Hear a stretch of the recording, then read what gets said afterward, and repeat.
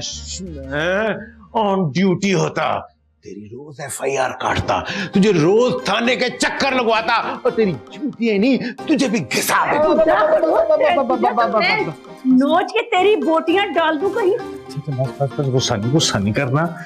1 minute, इन्होंने बाज नहीं आना, हमें देर हो रही है, चलो।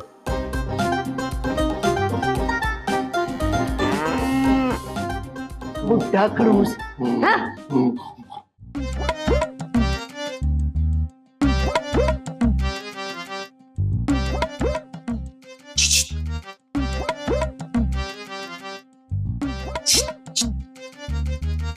की गल आ? जी एक बार बात सुन लीजिए। मैंने लगता तेरी तबीयत वाले सवार के साथ नहीं हुई। जी प्लीज एक बार।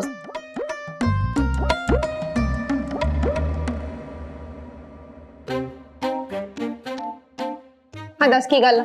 मैडम जी प्लीज मुझे एक फोन कॉल करवा दें। आप जो भी कहेंगी ना मैं आपकी खिदमत कर दूंगा।